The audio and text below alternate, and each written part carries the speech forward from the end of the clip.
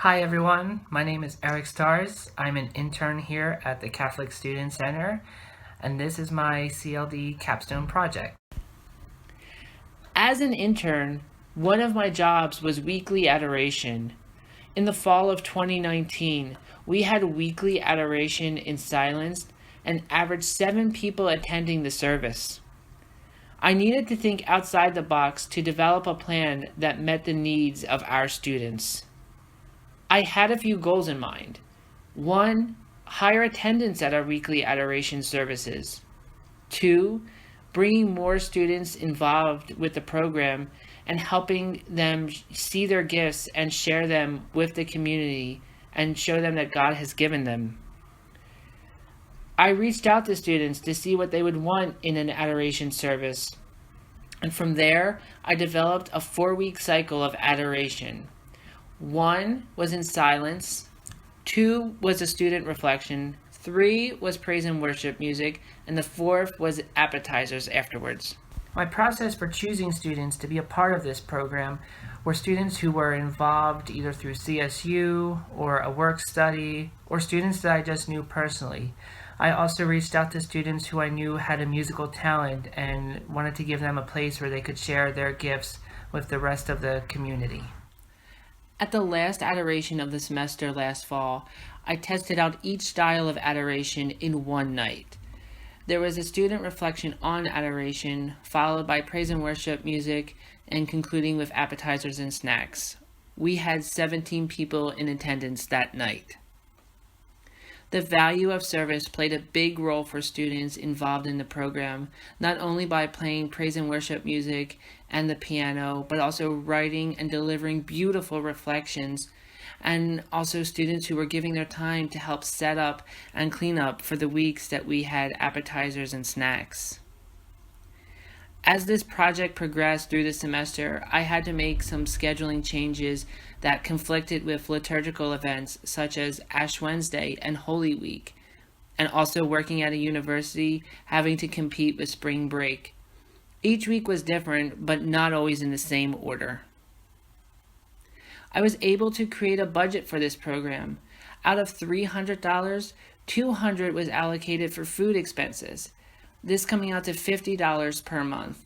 And the last $100 was divided up to compensate the students who gave their musical gifts and talents to the program. The original name of this project was Adoration and Appetizers. However, as we were set for the semester to begin, some students brought it to my attention that the name was a bit misleading. It made them think that there was going to be appetizers each and every week, so I changed the name to Adoration and Then Some.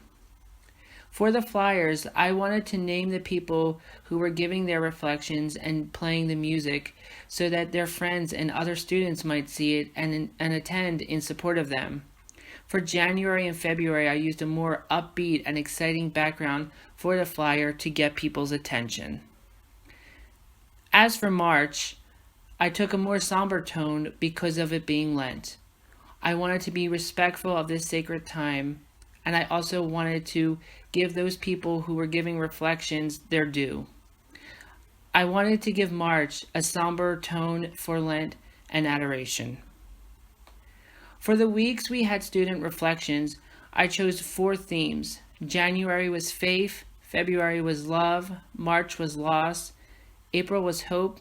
My goal here was not major moments in the students' lives, but rather small ones, and what that emotion meant to them. Here is a small sample. Ping pong balls represent sin. The speaker is big enough that I can fit the ping pong balls in, but not big enough that I can stick my hand in to get them out. So, what does that mean? It means that we are all bound by sin on this world. I can't take out the ping pong balls by myself, my hand doesn't fit. And these ping pong balls are... For the weeks we had praise and worship music, I asked students who had musical gifts and talents to see if they were interested in playing music for us. Each week we had praise and worship, the music choices reflected the theme of the month. There was booklets made for students to follow if they wanted to. For the weeks we had appetizers, I wanted to do something special for the students.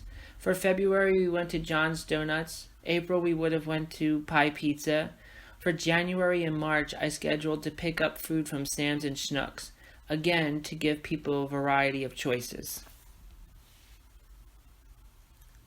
The weeks we had appetizers, we had a student volunteer to help set up food with me. They would help prepare the plates of food while I stayed upstairs to monitor the time during adoration. They also stuck around to help bring everything back down to the kitchen and help clean up. The results, I believe, speak for themselves. We had on average 11 people at adoration during the first half of the semester. As a new program, I believe the goal was achieved. We also saw students speak open and honestly from the heart about what faith and hope meant to them. The recent pandemic of COVID-19 also did affect this project. We started to have to decide whether I would do virtual adoration or just cancel adoration for the rest of the semester entirely. And if I did have it virtual, how would that look like?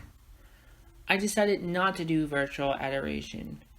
One reason was I didn't want to offend anyone who may have had an objection about videotaping Christ in a sacred space. The other was that as we learned more information about COVID-19, I decided to self-quarantine for a few weeks.